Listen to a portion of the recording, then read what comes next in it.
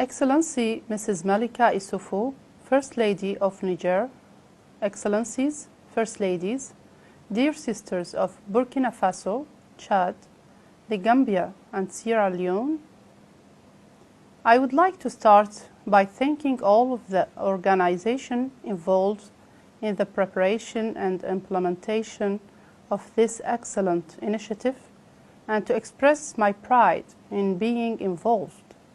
Allow me first to make a pretty embarrassing confession for me. Before the invitation of my dearest sister Malika, I was far from realizing the amplitude of this phenomenon. It is during my reading of documentation in preparation of this meeting that I discovered the gravity of this problem and the silent suffering resulting from it. It almost brought tears to my eyes, yet this phenomenon is easily preventable. Obstetric fistula is indeed a major public health problem and a social tragedy for the main victims, who are the most vulnerable girls and women living in the most isolated localities with very limited access to quality health services, including reproductive health. In order to avoid repeating what others will probably elaborate more ably, I will focus my intervention on the phenomenon in Mauritania and the challenges we are facing. In addition to population growth and poor access to reproductive health and family planning services, the major contributing factors in Mauritania are, first of all, the high prevalence of early marriage. Second, unmet needs for family planning, birth spacing. The third factor is early and close pregnancies and the low rate of assisted deliveries and the high female genital mutilation, and at last, the low level of girls' education. However, since the launch of the national campaign in 2003, Mauritania has developed and implemented several programs and strategies to fight against obstetric fistula, as development of a national strategy for the elimination of obstetric fistula, the adoption of a fatwa by religious leaders against female genital mutilation, the creation of a regional center of excellence for clinical mentoring of midwives in order to strengthen continuing education and promote the provision of quality reproductive health services, reinforcement of surgical management and the offer of repair surgery to 635 women with fistulas,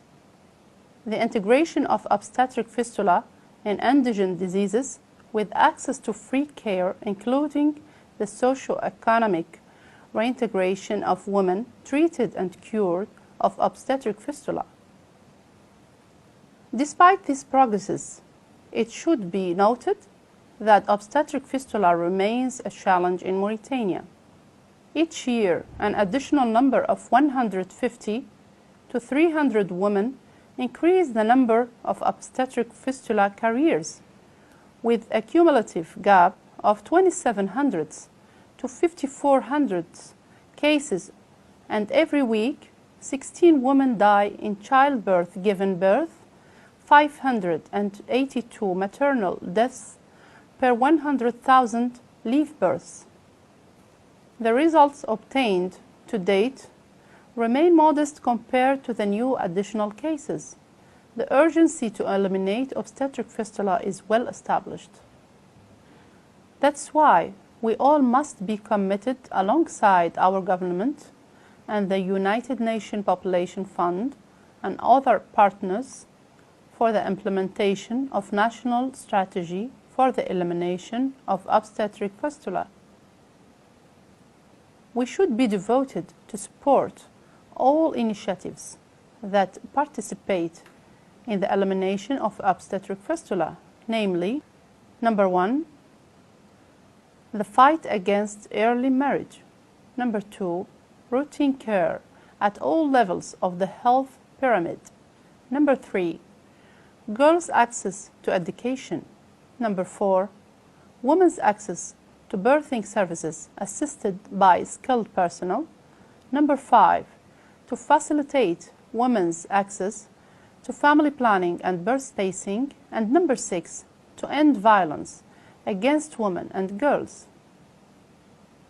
Finally, I cannot end my speech without thanking all of you for this opportunity, which will allow us as First Ladies to influence the policies of our respective states, to mobilize national financial resources to end obstetric fistula, and ensure that women and girls can contribute freely and with their full potential to the development of Mauritania and all of Africa. Wassalamu alaikum.